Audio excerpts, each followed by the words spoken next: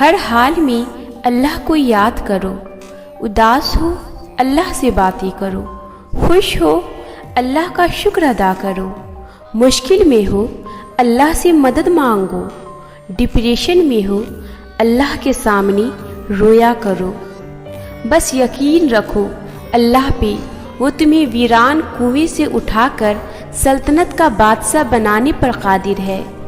سورہ یوسف سکھاتی ہے بیمار صحت یاب ہو جاتی ہے، کھوئے ہوئے مل جاتی ہیں، مشکلیں آسانیوں میں بدل جاتی ہے اور غم خوشیوں میں بدل جاتی ہیں۔ بے شک سب میرے اللہ کے حکم سے ہوتا ہے۔ دعا ہی تو ہے جس نے حضرت موسیٰ علیہ السلام کے لیے سمندر کے درمیان راستہ بنایا۔ دعا ہی تو ہے جس نے حضرت ابراہیم علیہ السلام کے لیے آگ کو ٹھنڈا کیا۔ دعا ہی تو ہے جس نے حضرت یوسف علیہ السلام کو اندھے کنویں سے باہر نکالا۔ دعا ہی تو ہے جس نے حضرت یونس علیہ السلام کو مچھلی کے پیٹ سے باہر نکالا۔ تمہارا بھی وہی رب ہے جو ان کا ہے، اور وہ رب تم سے بس ایک پکار دور ہے۔ تمہارا کام صرف دعا کرنا ہے، وسیلے اللہ خود بناتا ہے۔ اللہ تعالیٰ فرماتا ہے تو میرا ہو کر تو دیکھو، سب کو تیرا نہ کر دوں تو کہنا۔ اللہ تمہیں اسی سے آزماتا ہے جو تمہیں سب سے زیادہ محبوب ہوتا ہے۔ وہ تمہیں تمہاری ہی من پسند چیز کے ہاتھوں بے بس کر دیتا ہے، اور پھر وہ بے بسی تمہیں کہیں سجدہ کرواتی ہے تو کبھی فریاد لے کر خالی جھولی پھیلاتی ہے۔ ناممکن اللہ کے لیے کبھی بھی کچھ بھی نہیں ہوتا، وہ ناممکن بس تمہارے لیے بناتا ہے۔ پھر جب تم مانگنے کا تسلسل نہیں توڑتے تب وہ بھی دینے کے وسیلے بناتا ہے۔ تم اپنی مرضی سے دعا نہیں کرتے، اللہ خود تمہیں دعاؤں پہ مجبور کر دیتا ہے، کیونکہ وہ تمہاری چاہ پہ بہت پہلے سے راضی ہوتا ہے۔ آزمائشیں تو بس بہانہ ہوتی ہے، بس پھر تمہارے ہاتھوں کی دعا میں اٹھنے کی دیر ہوتی ہے کہ نصیب موڑ دیے جاتے ہیں۔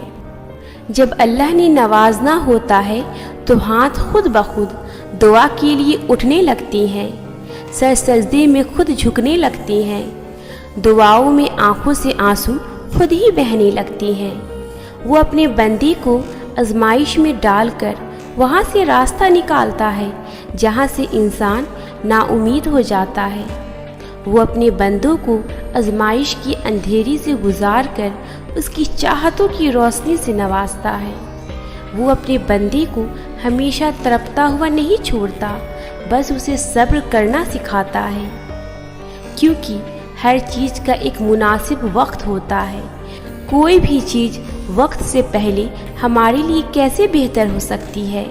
تو اگر سب کچھ اللہ پر چھوڑ دیا ہے تو اس کے فیصلے پر بھروسہ بھی رکھو، وہ تمہاری ہر چاہت کو پورا کرنے پر قادر ہے۔ ہاتھ جوڑ کر دعا مانگنا، اگر اللہ نے تمہاری اس ہتھیلی کو خالی ہی رکھنا ہوتا تو وہ تمہیں کبھی بھی ان ہاتھوں کو جوڑ کر دعا مانگنا نہ سکھاتا۔ تم پریشان نہ ہو، اللہ کی قدرت تمہاری ناممکن دعاؤں سے بہت بڑی ہے۔ مانگنے کی شدت سے ہی تو قبولیت کی ڈور جڑی ہے۔ پیاس سے گزر کر ہی تو اللہ نے حضرت حاجرہ کو زمزم تک لایا تھا۔ حضرت نوح علیہ السلام کے لیے تو اللہ نے طوفان کے ذریعے سے مدد بھیجی تھی۔ کتنے انتظار کے بعد اللہ نے حضرت یعقوب علیہ السلام کو حضرت یوسف علیہ السلام سے ملوایا تھا۔ ہمارے نبی کریم صلی اللہ علیہ وسلم کی ایک انگلی کی اشارے پر تو اللہ نے چاند کو 2 ٹکڑوں میں توڑ کر رکھ دیا تھا۔ ہو سکتا ہے جسے تم سزا سمجھ رہی ہو وہ تمہاری بہتری ہو۔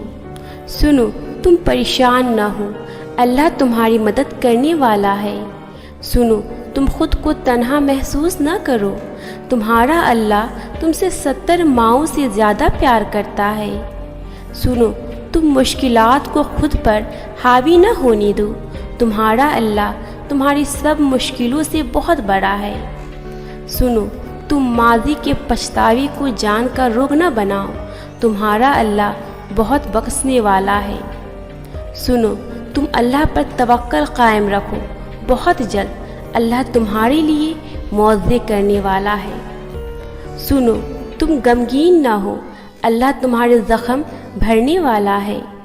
سنو، تم صبر کے ساتھ اس کے فیصلوں کا انتظار کرتے رہو، اللہ بہترین راستے بنا کر تمہیں تمہاری منزل تک پہنچانے والا ہے۔